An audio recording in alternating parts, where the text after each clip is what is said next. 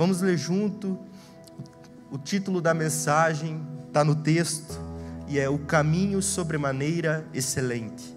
Nós vamos começar lendo o último versículo do capítulo 12 de 1 Coríntios e depois vamos ler o capítulo 13 inteiro de 1 Coríntios. Não se preocupe, porque o capítulo não é muito extenso, mas ele é profundo e ele é poderoso. E nós vamos meditar em alguns textos aqui desse capítulo, juntos, aqui nessa noite. E Paulo começa terminando, porque nós vamos falar sobre o 13, mas aqui ele está concluindo um ensinamento que ele deu no capítulo 12. Entretanto, é um indicativo que ele está finalizando. Ele fala: busquem com dedicação os melhores dons. Concluindo isso, ele fala: agora eu passo a mostrar a vocês um caminho ainda mais excelente. Paulo aqui no capítulo 12 de 1 Coríntios, ele ensinou sobre os dons que Deus derrama sobre a sua igreja. Paulo estava ensinando sobre o corpo de Cristo, a unidade do corpo de Cristo, que não tem um que é mais importante que o outro. O olho é importante, o nariz é importante, a orelha é importante. Ou seja, o que tem o dom de servir, o que tem o dom de ensinar, o que tem o dom da fé, o que tem o dom de amar. Todos os dons são importantes, e o corpo de Jesus é importante, todos os ministérios são importantes. Ele fala sobre o mestre, sobre o pastor, sobre o bispo, sobre aquele que tem o dom da profecia. Tudo isso ele falou no capítulo 12, e ele fala no fim: busquem os melhores dons com dedicação. E concluindo isso ele fala: agora eu passo a mostrar a vocês um caminho ainda melhor, um caminho ainda mais excelente. Quantos de vocês aqui querem ser usados pelo Senhor? Quantos de vocês creem, você tem convicção que Deus tem dons, ministérios, chamada na sua vida? Levanta a sua mão, você que tem fé e crê nisso. Olha, a maioria das pessoas tem essa convicção, e realmente Deus tem. Até para você que não crê nisso, Deus tem uma chamada, Deus tem um ministério, e Deus derramou dom sobre a sua vida. Deus fez isso. Mas agora Paulo fala: eu passo a mostrar a vocês um caminho ainda melhor. E esse é o caminho que nós vamos ler, o capítulo 13 de 1 Coríntios. Ainda que eu fale a língua dos homens e dos anjos, se eu não tiver amor, serei como o sino que ressoa ou como o prato que retine. Ainda que eu tenha o dom da profecia, saiba todos os mistérios e todo o conhecimento, e tenha uma fé capaz de mover montanhas, se eu não tiver o amor, eu nada serei. Ainda que eu dê aos pobres tudo o que eu possuo, e entregue o meu corpo para ser queimado, se eu não tiver amor, nada disso me valerá. O amor, ele é paciente, o amor é bondoso, não inveja, não se vangloria, não se orgulha, não maltrata, não procura seus interesses, não se ira facilmente e não guarda rancor. O amor não se alegra com a injustiça, mas se alegra com a verdade.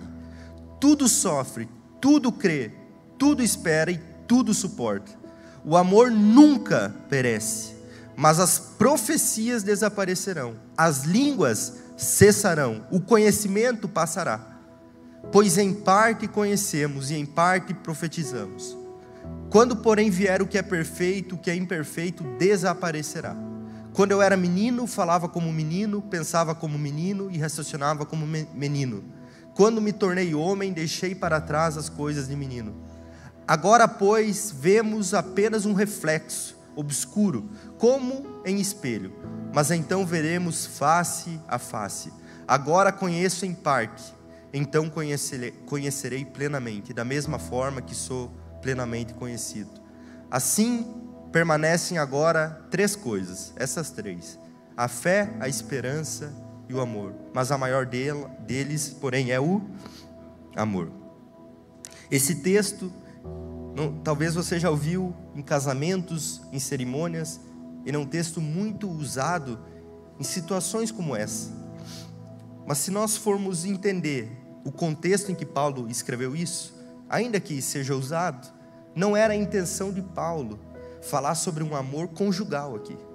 Paulo, ele não estava falando sobre o amor do homem com uma mulher, do namorado com uma namorada, de um amigo com outro amigo. Paulo aqui ele se refere ao amor de Deus. Paulo aqui ele está falando do perfeito amor, o amor que nunca falha, o amor que se entrega, o amor que nunca desiste. Esse é o amor de Deus. Então Paulo ele fala no capítulo 12, como eu falei, sobre dons, ministérios, e ainda ele reforça isso no início do capítulo 13, e agora ele começa a apresentar a importância do amor nas nossas vidas. O amor é tão importante que Deus, ele é amor. Deus, ele é amor. A Bíblia diz que Deus amou o mundo de tal maneira que ele deu o seu Filho unigênito, único, para que todo aquele que nele crê não pereça, mas tenha vida eterna. Jesus se entregou não somente por muitas coisas, mas por um motivo só, foi o amor. Se Jesus, que é Deus, estava no céu, desceu à terra, se tornou um homem como eu e você, sofreu fome, nudez, açoites, tudo isso que Jesus fez, não teve um outro motivo se não foi o amor que ele tinha por mim e por você. Cada ensinamento de Jesus, cada milagre de Jesus, cada parábola de Jesus, cada deslocamento que Jesus fazia de uma cidade a outra, não tinha outro motivo a não ser o amor. Não tem nada do que Jesus fez aqui nessa terra se não foi porque ele nos amava. Não existe. Talvez os homens fazem coisas por interesse, mas Jesus, o único motivo dele era o amor. A única motivação dele era o amor. Então, Paulo ele fala isso, porque da mesma forma que Cristo amou, nós precisamos ter esse amor no nosso coração. Nós vamos ver de novo os 3 primeiros versículos de 1 Coríntios capítulo 13. Ainda que, vai para o versículo 2, ainda que, versículo 3, ainda que, o que isso significa? Você pode ser um cara nota 10, fazer aquilo que ninguém faz, mas se você não tiver o amor, de nada vale. Para Deus não basta só performance, precisa ter a motivação correta.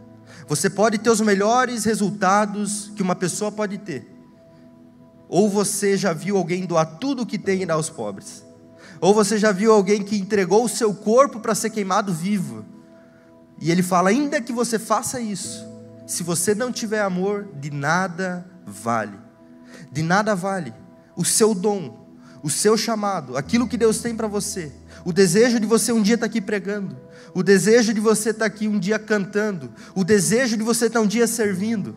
Se for fazer isso sem amor, de nada vale. E eu pergunto, uma reflexão para nós fazermos essa noite: o que nós temos feito? Por qual motivação nós temos feito? Por qual motivo você tem vindo ao culto? Por qual motivo você tem vindo aqui constantemente nas quintas-feiras? Qual é a sua motivação? Por que você está aqui? Por que você um dia escolheu servir? Por que você um dia levanta do seu lugar e vem aqui e traz uma oferta? Por que você faz isso? Por quê? Se questione. Será que você quer o aplauso de alguém? Será que você quer o abraço de alguém? Será que você quer o louvor de alguém? Será que você quer buscar a aprovação de alguém? Não, eu vou fazer, porque assim o clube vai me incluir, assim eu vou me sentir aceito. O porquê nós fazemos o que fazemos. E Paulo está falando que ainda que você faça o impossível, realize milagres, se você não fizer isso com amor, isso de nada vale. Porque o amor deve ser a nossa motivação. O amor deve ser o motivo de nós sairmos da nossa casa com chuva, com sol, temperatura negativa, 40 graus e virmos a um culto. Tem que ser o amor. O amor tem que ser o motivo para você sair da sua casa, vir no culto 1 hora antes, preparar todo o ambiente para que venham pessoas e sejam ministradas. O que tem que motivar é o amor. O amor tem que ser o motivo de você subir nesse púlpito, sentar naquele teclado, pegar nessa guitarra, sentar naquela bateria e tocar para Deus. tem que ser o amor. O amor tem que ser o motivo de eu subir aqui pregar, ou você subir aqui pregar e ministrar a palavra de Deus. Porque ainda que nós fizemos essas coisas, se não tiver o amor, de nada adianta. De nada adianta. O Billy Graham conta uma história num dos seus livros sobre uma menina que tinha um livro muito grande, mas ela achava aquele livro muito chato, muito ruim, e ela não gostava de ler aquele livro.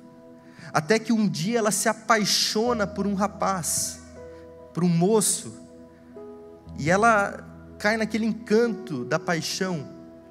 E aí ela descobre que aquele rapaz por qual ela se apaixonou foi o homem que escreveu aquele livro, que ela não gostava, que ela odiava.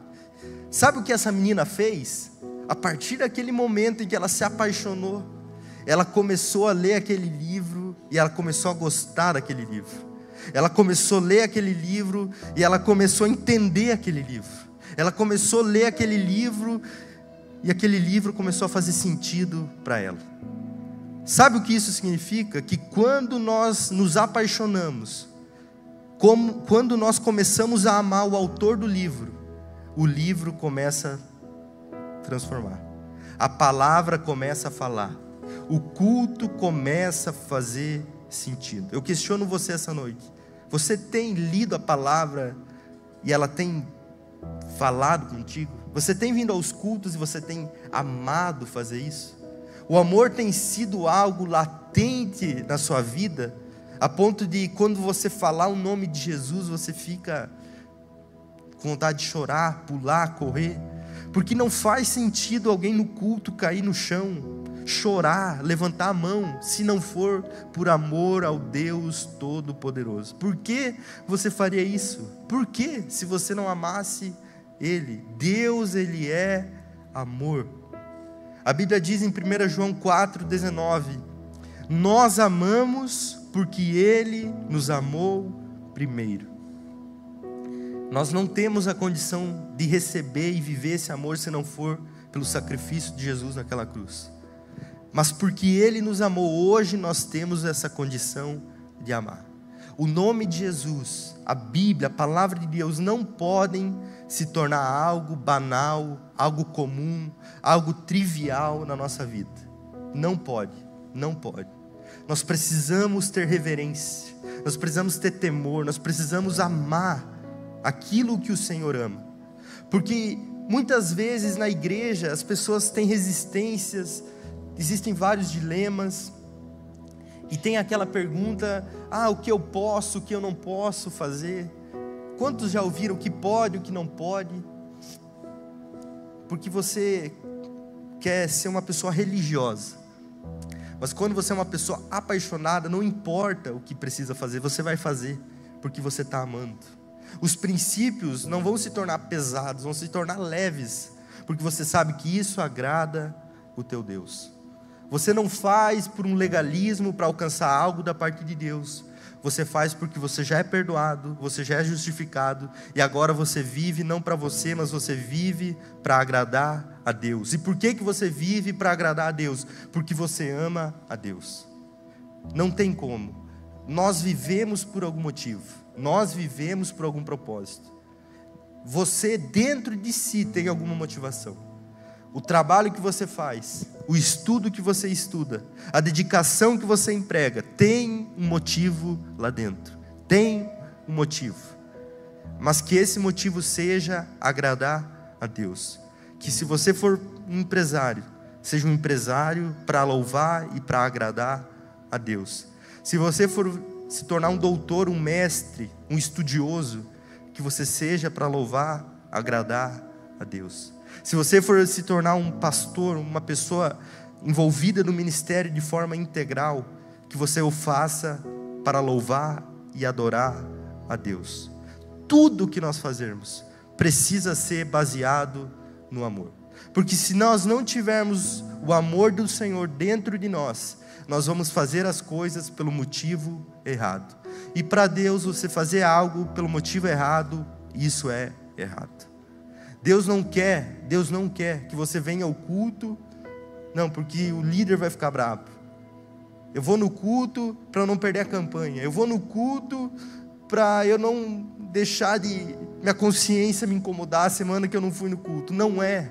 Deus não quer isso de nós. Deus quer que nós desejemos as coisas de Deus. Deus não quer que a gente faça por fazer. Você gostaria de ficar 1 hora conversando com alguém? Que a pessoa está ali só contando os minutos para esperar acabar aquele tempo para pegar e vazar? Não importa o que você está falando ali, não importa a conversa, ela está ali só para gastar o tempo e vazar. Você gostaria de gastar 1 hora amanhã para alguma pessoa assim? Sim ou não? Não. Será que Deus gostaria de gastar 1 hora conosco? Nós lá olhando o relógio, não vejo o tempo passar? Por que quando você está com alguém que gosta, você passa horas conversando e você nem vê o tempo passar, você chega até atrasado em casa? Por quê? Porque você tem intimidade, você tem relacionamento, e é isso que nós precisamos desenvolver com o Senhor, e isso só é possível através do amor. Porque se nós amarmos a Deus, você pode orar 5 minutos, mas vai ser um tempo gostoso. Mas você pode orar 2 horas, 1 dia, enfim, não importa o tempo, não é sobre o tempo. Não é sobre o tempo. Porque um casal, muitas vezes existem circunstâncias, um trabalha aqui, outro trabalha lá, outro tem que viajar. Mas quando o casal se encontra, eles se amam. E eles querem estar juntos. Com Deus é assim. Deus conhece a sua rotina, Deus conhece o seu trabalho, Deus conhece a sua vida. Mas Ele quer que você deseje Ele, que você busque Ele. É isso que Deus está falando aqui através da vida de Paulo. Ainda que faça muitas coisas, se nós não amarmos a Deus, de nada adianta. Vamos para o versículo 4. Do versículo 4 ao versículo 8. Eu consegui identificar, lendo esse texto, 8 coisas que definem o amor. E 8 coisas que definem o que não é o amor.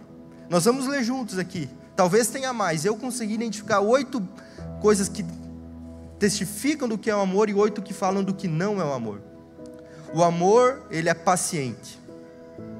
O amor, ele é paciente. Perceba que ele fala que o amor é como se o amor fosse alguém.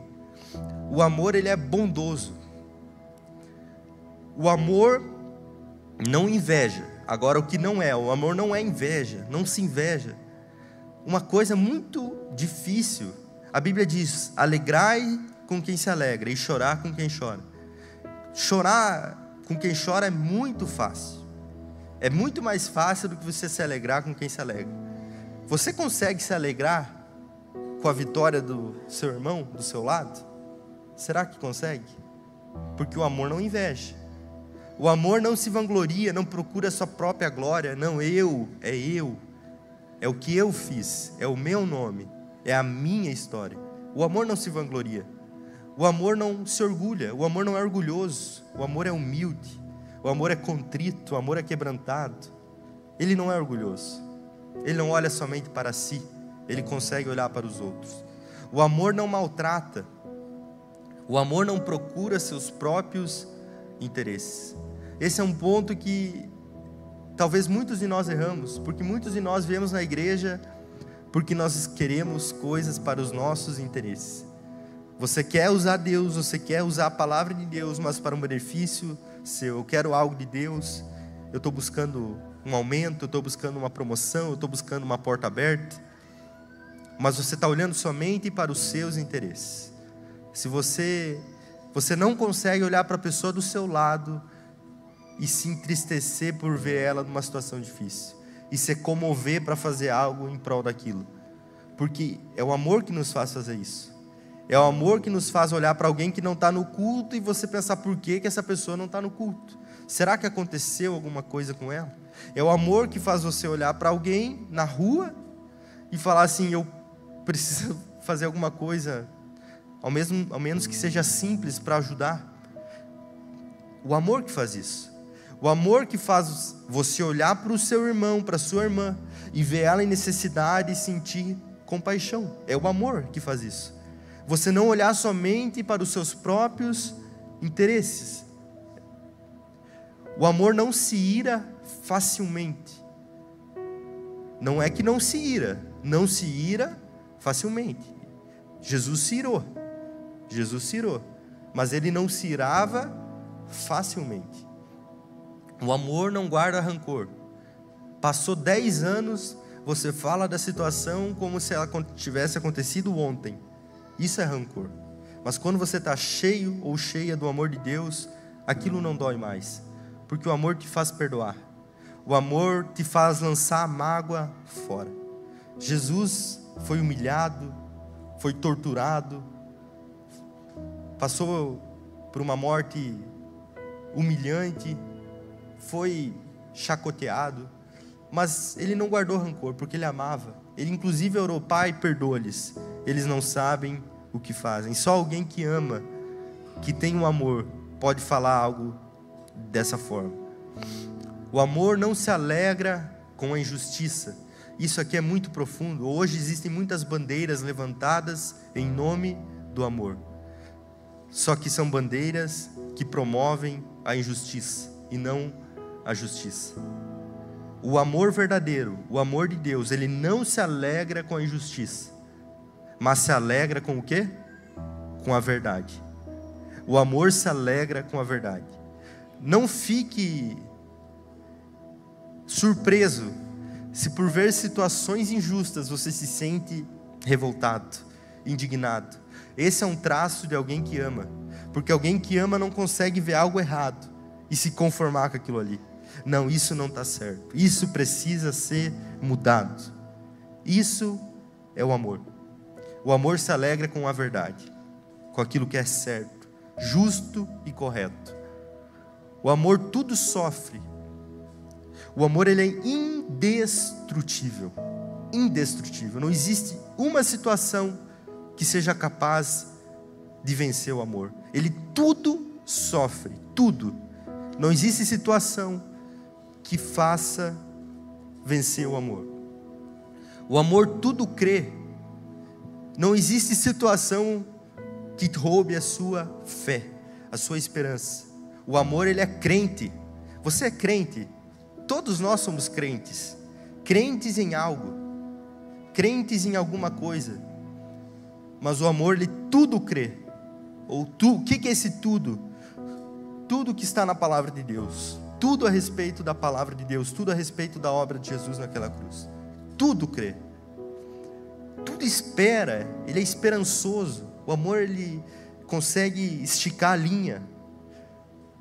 Quanto tempo você aguentaria esperar por uma promessa de Deus para se cumprir na sua vida?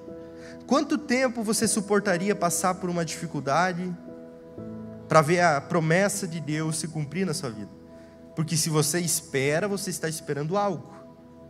Você está esperando algo. Quanto tempo nós somos capazes de esperar?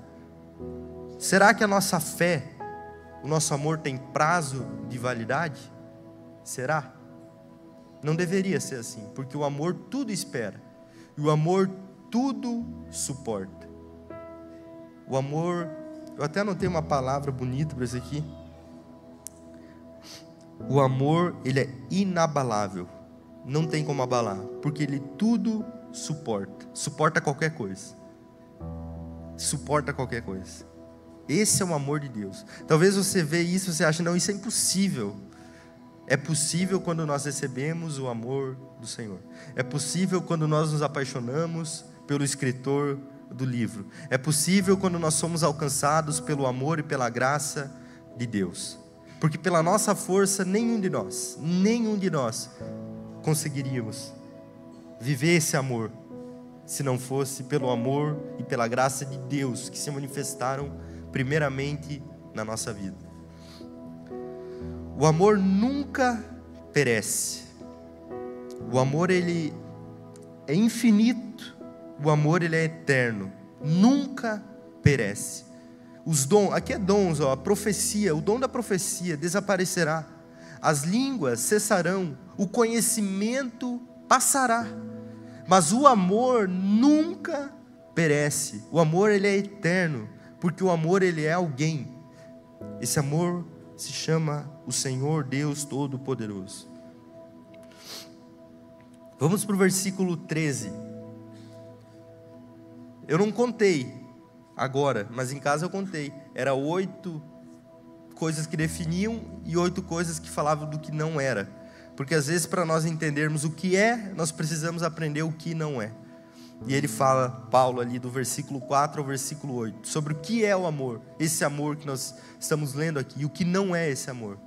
E agora ele conclui, esse é o último versículo desse texto. Ele está concluindo.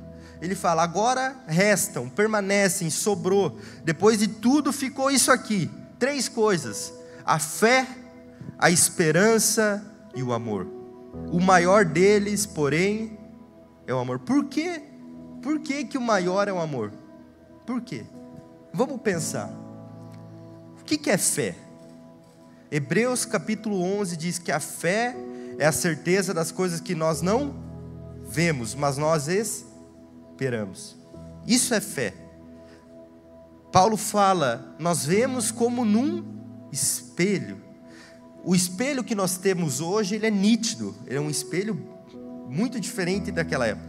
Naquela época era como se fosse um alumínio, algo nesse sentido. Ou você olhar na margem do rio, você não consegue ver uma imagem completa. Paulo está falando isso a respeito da esperança e da fé que nós temos em Deus. Ele está falando a respeito disso. Porque vai ter um dia, Paulo fala, que nós o veremos como Ele é. Nós vamos ser conhecidos, vamos conhecer assim como nós somos conhecidos por Ele. Será que Deus te conhece por completo? Sim ou não? Sim. Mas será que nós conhecemos Deus por completo? Não. Por isso que é fé. Por isso que nós cremos. A fé é a esperança das coisas que nós não vemos, mas nós esperamos. Isso é fé. Só que vai ter um dia, como Paulo fala nos versículos anteriores, que nós vamos o ver. Nós vamos o conhecer. Aí já não vai mais precisar o quê? Fé. Você precisa ter fé para crer que isso aqui é um copo d'água? Porque você está vendo. Então não precisa de fé. Fé é certeza das coisas que nós não vemos. Jesus falou, Tomé, você creu porque você viu. Felizes são aqueles que creem mesmo sem ver. Isso é fé, é importante. Sem fé é impossível agradar a Deus. A fé vem através, a salvação vem através da fé em Cristo Jesus. Só que vai ter um dia, eu não sei quanto tempo demora, que nós vamos conhecê-lo, assim como nós somos conhecidos. Não somente como material espelhado, não somente de ler os textos e imaginar como é, nós vamos conhecer como Ele é, nós vamos vê-lo. Então não precisa mais fé, não precisa mais esperança de algo, porque o que a esperança faz? Ela faz você passar pelos piores momentos da sua vida e saber que vai ter um fim, vai ter algo melhor lhe esperando no final. Isso é esperança. Você crê com confiança. Você fala, está difícil, mas eu sei que Deus ainda não acabou. Eu sei que Deus ainda vai se levantar. Assim como Jó falou, eu creio que meu Redentor vive e há de se levantar sobre a terra. Isso é esperança. Você olha através da circunstância. A circunstância não condiz com aquilo que você com aquilo que você vai viver, com a promessa de Deus. Isso é esperança, mas vai ter um dia que a obra do Senhor vai se completar na sua vida, porque a Bíblia diz, aquele que começou é fiel para completar, para terminar, para acabar aquilo que Ele começou. E aí nós não vamos mais precisar de esperança, porque Deus tem preparado algo para você, um lugar que não tem mais choro, mais tristeza, mais lágrimas. Eis que enxugo dos olhos toda lágrima, e faço algo novo, tudo se fez novo, novos céus, nova terra. Eis que vou vos preparar lugar, para onde que eu estou, estejai vós também. E aí não vai precisar mais de fé, não vai precisar mais de esperança. O que vai permanecer? Vai permanecer o amor, porque a obra de Jesus, o morrer de Jesus, o se entregar de Jesus, não tem outra definição a não ser o amor que Ele sentiu por mim e por você. Deus, Ele é Deus. Você sabe o que é Deus? Eu não consigo imaginar, porque minha cabeça é muito limitada. Deus é Deus. Ele pode tudo, mas Ele não conseguiu imaginar viver uma eternidade longe de mim e de você. Ele se entregou, Ele morreu, Ele sofreu porque Ele te amava. Porque Ele te amava. Então o amor, ele vai permanecer. E para concluirmos, eu gostaria de perguntar para você, o que você diria? sinceramente, eu quero que você seja sincero, o que você diria de uma igreja que tem 7 qualidades e tem um defeito? O que você diria de uma igreja como essa? Fala aí, que nota você daria para essa igreja? Que nota? Ninguém? Que nota você daria, Rebeca? Vini? 8. Isa, você daria que nota? 8,5. Tiago? 8,5. Alguém aí quer dar uma nota para essa igreja? 7 qualidades e um defeito. Ih, vocês estão tímidos, hein? É uma igreja boa ou uma igreja ruim? Quantos acham que é boa? Quantos acham que é ruim? Agora vamos ver o que o Senhor Jesus acha. Apocalipse 2,4. Eu não vou ler as qualidades, você pode ler em casa. Jesus começa falando das qualidades dessa igreja. São qualidades que nós deveríamos buscar como igreja. Coisas que você ia falar, cara, essa igreja é uma igreja, top. Daí Jesus ele conclui, ele fala, contra você porém, tenho isso, você abandonou o seu primeiro amor. Eles faziam tudo certo, só que eles não faziam com o amor. Eles tinham abandonado o amor que eles receberam do Senhor no começo. Vamos ler o versículo 5. Lembre-se de onde caiu. Jesus não está falando que é uma igreja nota 8, que é uma igreja boa, razoável. Ele está falando, lembra de onde caiu. Você está caído, você está parado, você já não está mais no propósito.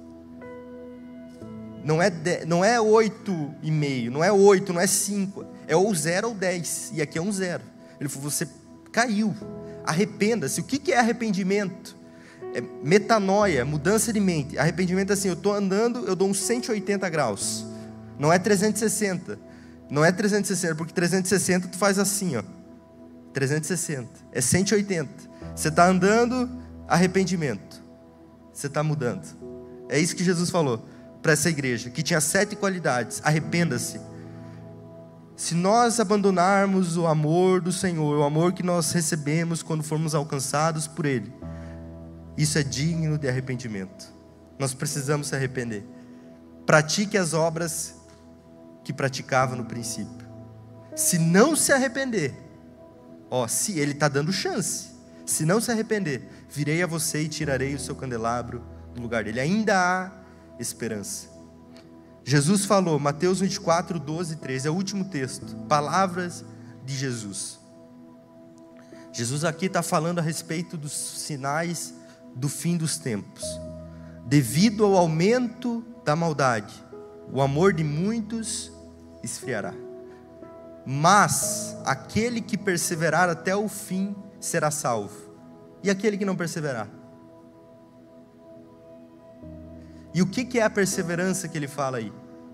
Vamos ver de novo, vai lá. O amor de muitos esfriará, vírgula. Ele está falando sobre o quê? Sobre o amor. Mas aquele que perseverar até o fim, perseverar no quê? No amor. No amor que nós recebemos no começo. Deus ele está nos chamando essa noite para que o amor dele esteja latente no nosso coração. Você pode receber esse amor hoje, se você desejar. Ou você pode ter recebido esse amor há 20, 30, 50, um ano, não sei, atrás. Mas o convite de Deus nessa noite é para que esse amor seja o mesmo do dia que você o encontrou. Seja o mesmo. Nós precisamos viver baseados nesse amor.